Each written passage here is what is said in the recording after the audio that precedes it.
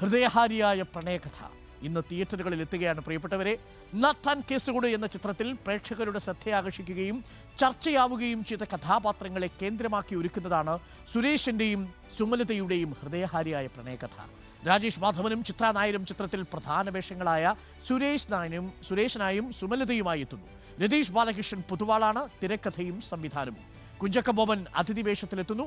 അതിലോലരായി അവർ വരികയാണ്. പ്രിയപ്പെട്ടവരെ, രാജേഷ് മാധവനും ചിത്ര നായരും ഇതാ നമുക്കൊപ്പം ചേരുന്നു റിപ്പോർട്ടറിന്റെ വേദിയിൽ. ഹായ് രാജേഷ്, ഹായ് ചിത്ര.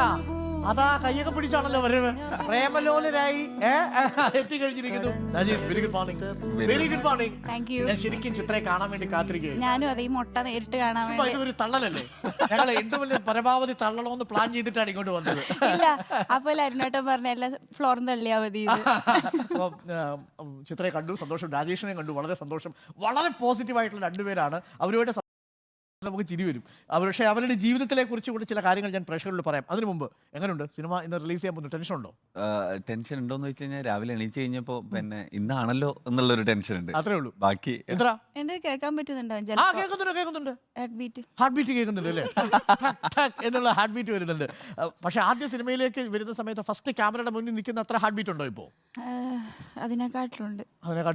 അപ്പം ഇവർ രണ്ടുപേരുടെയും പ്രത്യേകത കാസർഗോഡ് നിന്ന് എത്തുന്നു എന്നതാണ് ഇവർ തമ്മിൽ ബന്ധിപ്പിക്കുന്ന ഒരു പ്രധാനപ്പെട്ട ഘടകം. ഭാഷ ഒരു പ്രധാനപ്പെട്ട ഘടകമാണ് അല്ലേ?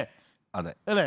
മാത്രമല്ല കാസർഗോഡുകാരുടെ ഒരു നിഷ്കളങ്കത ഇവരുടെ ഒരു ആക്ഷനിലൊക്കെ ഉണ്ട്. വളരെ ആ നിഷ്കളങ്കതയാണ് യഥാർത്ഥത്തിൽ ഇവരുടെ ഒരു സിഗ്നേച്ചർ എന്ന് പറയുന്നത്. അത്ര നിഷ്കളങ്കരാണോ? രാജേഷേട്ടനല്ല, ഞാനതെ.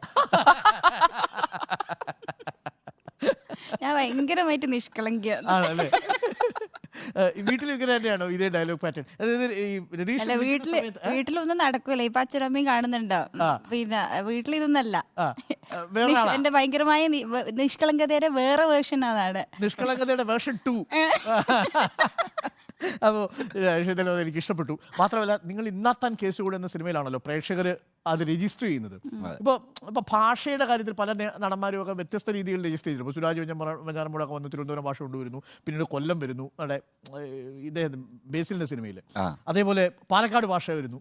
പക്ഷേ ഭാഷ മാത്രമല്ല, അവിടുത്തെ ഒരു ആക്ഷനും കാര്യങ്ങളും ഒക്കെ കൂടി വരുമ്പോൾ ആളുകൾക്ക് സംശയം കാസർഗോഡുകാർ പൊതുവേ ഈ സുരേഷിൻ്റെയും സുമലതയുടെയും പോലെ സംസാരിക്കുന്നവരാണോ എന്നുള്ളതാണ്. അങ്ങനെയാണോ?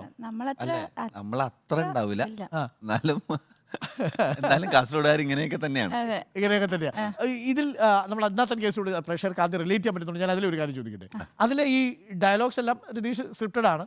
ഈ ആക്ഷൻസ് അതിനകത്ത് രതീഷ് സ്ക്രിപ്റ്റഡ് ആയിരുന്നു. ഇപ്പൊ നമ്മളുടെയൊക്കെ മറ്റേ ആക്ഷൻ അവസാനം അല്ലേ? അത് പിന്നെ അത് റിയാക്ഷൻ ഒക്കെ എടുത്തോണ്ടിരിക്കുമ്പോ നമുക്ക് എന്തെങ്കിലുമൊക്കെ ചെയ്യാം, കൂടുതൽ ചെയ്യാം എന്നൊക്കെ പറഞ്ഞിട്ട് വന്നു പോയ സാധനങ്ങളാ. അതിന് സ്ക്രിപ്റ്റ് ഉണ്ടായിരുന്നില്ല.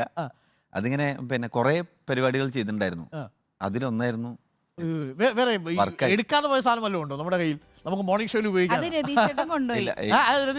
രതീഷേട്ടൻ കൊണ്ടുപോയി അടുത്ത സിനിമയിൽ ഇതിനകത്ത് ഈ slow and steady wins the race ഇല്ലേ, ഏറ്റവും കൂടുതൽ ഹിറ്റ് ആയത് എനിക്ക് തോന്നുന്നു ആ ഒരു പോർഷൻ ആണെന്ന് തോന്നുന്നു. അതിന്റെ ആ ടോണും ആ ഒരു സമയത്ത് അത് പറയുന്ന സംഭവമൊക്കെ കേൾക്കുമ്പോൾ നമ്മൾ അറിയാതെ ചിരിച്ചു പോകും അല്ലേ? അത് പിന്നെ ടീച്ചറായിട്ടാണ് വരുന്നത്. സിനിമയിലേക്ക് എത്തുന്നതിന് മുൻപ് ചിത്രയ്ക്ക് ഒരു ബാക്ക്ഗ്രൗണ്ട് ഉണ്ടല്ലോ, അതെന്താ? ഞാൻ പ്രൈമറി സ്കൂൾ ടീച്ചറായിരുന്നു. പിന്നെ അത്യാവശ്യം ഡാൻസ് എല്ലാം ചെയ്യും. ഡാൻസ് ചെയ്യും അത്യാവശ്യം, പറയരുത്. പിള്ളേരും ടീച്ചറും കൂടി ഡാൻസ് ചെയ്തിട്ടുണ്ടോ സ്കൂളിൽ? ഇല്ല, പിള്ളേരല്ല. പിള്ളേര് സ്കൂളിലാണ്. UP school. പിന്നെ അത്യാവശ്യം ഡാൻസ് പഠിച്ചിട്ടൊന്നുമില്ല. ഏതാ ഏറ്റവും കൂടുതൽ ബുദ്ധിമുട്ടുള്ള പണി? ഈ കുറുമ്പന്മാരെ നിയന്ത്രിക്കുന്നതാണോ, ക്യാമറ രാജേഷ് പോലുള്ള ചേട്ടന്മാരെ എടുത്ത് നിൽക്കുന്നതാണോ? രതീഷേട്ടൻ്റെ അടുത്ത് നിൽക്കുന്നത്. രതീഷേട്ടൻ നിൽക്കുന്നതാണ് ഏറ്റവും ബുദ്ധിമുട്ടുള്ള പണി അല്ലേ?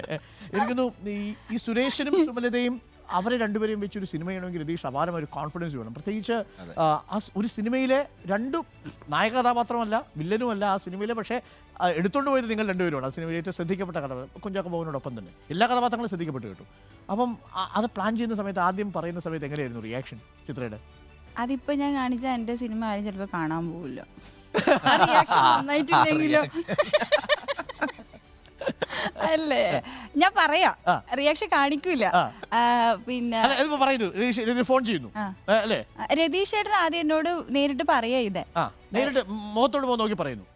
ഇങ്ങനെ ഇങ്ങനെ നോക്കി പറയണം.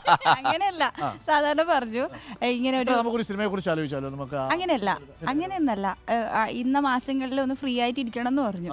അപ്പൊ ഭയങ്കര സന്തോഷായി. ഒരു പടം ഉണ്ട്, ഒരു ക്യാരക്ടർ ഉണ്ട്, അത്രേ പറഞ്ഞിട്ടുണ്ട്. ഇതാണെന്ന് അറിയില്ലായിരുന്നു. പിന്നെ ഫ്രീ ആയിട്ടിരിക്കണം, ഒരു പടമുണ്ട്. എന്നെ സംബന്ധിച്ചിടത്തോളം എല്ലാ മാസവും ഫ്രീ ആണ്. അങ്ങനെ അത് പറഞ്ഞു. ഫ്രീ കൊണ്ടിരിക്കാൻ വയ്യ. ഇല്ല. പിന്നെ നമ്മളെ പ്രൊഡ്യൂസേഴ്സായ അജിത്തേട്ടനും ഇമ്മാനുവലേട്ടനും വിളിച്ച് പറയുമ്പോ ഞാൻ അത് പറയുന്നില്ല, ക്ലീശയാന്ന് എല്ലാരും പറഞ്ഞു. ഇല്ല ഞാൻ പറയൂല.